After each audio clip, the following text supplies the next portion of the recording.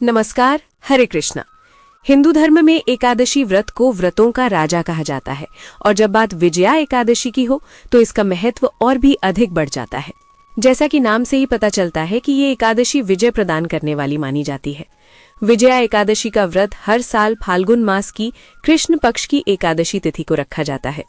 शास्त्रों में एकादशी व्रत को सर्वोत्तम माना गया है क्योंकि ये इकलौता ऐसा व्रत है जिसका पुण्य आप किसी दूसरे व्यक्ति को भी दान कर सकते हैं। साथ ही इस व्रत को करने वालों को मोक्ष की प्राप्ति होती है। इस बार एकादशी की तिथि को लेकर लोगों में कुछ असमंजस बना हुआ है। हिंदू पंचांग के अनुसार विजया एकादशी का व्रत किस दिन रखा जाएगा और व्रत का पारण किस दिन और किस समय किया जाएगा। इस बार फाल्गुन कृष्ण पक्ष की एकादशी तिथि 12 फरवरी दिन गुरुवार को दोपहर 12:23 से शुरू हो रही है। इससे पहले तक दशमी तिथि रहेगी।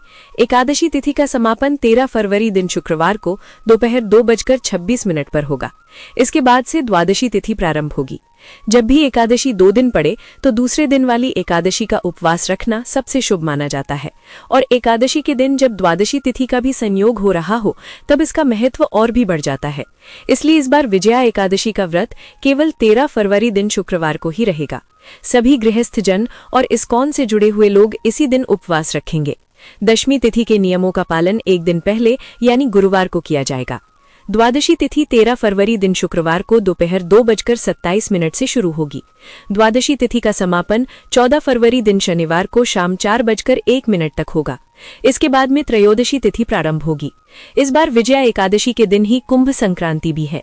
कुंभ संक्रांति तब होती है जब सूर्यदेव मकर राशि से कुंभ राशि में प्रवेश करते हैं और हिंदू धर्म में इस तिथि को बहुत ही पावन शुभ माना जाता है।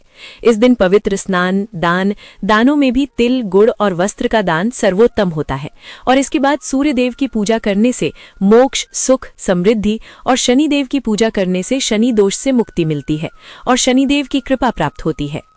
विजया एकादशी व्रत का पारण 14 फरवरी दिन शनिवार को किया जाएगा और व्रत पारण मुहूर्त रहेगा सुबह 7 बजे से 9:14 तक।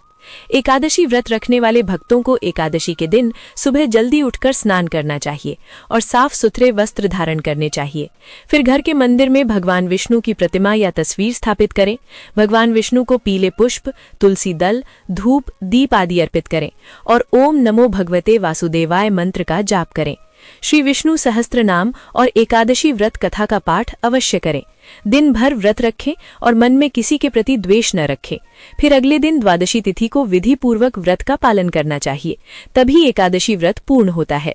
एकादशी व्रत के नियमों का पालन दशमी तिथि से प्रारंभ हो जाता है और द्वादशी तिथि तक व्रत का पालन करना होता है। दशमी तिथि को महिलाएं सर से स्नान कर सकती हैं, लेकिन एकादशी के दिन सर से स्नान करना वर्जित माना गया है। एकादशी के दिन गृहस्थ जनों को भी अन्न का और खास तौर पर चावल या चावल से बनी वस्तुओं का त्याग करना चाहिए। भगवान के भोग में इस दिन तुलसी दल जरूर रखें और तुलसी महारानी जी की पूजा करके चालीसा पाठ और कथा का श्रवण भी करें। तो दोस्तों, उम्मीद है जानकारी आपको बेहद अच्छी लगी होगी। वीडियो को लाइक, शेयर और चैनल को जरूर सब्सक्राइब करें। राधे राधे, हरे कृष्णा।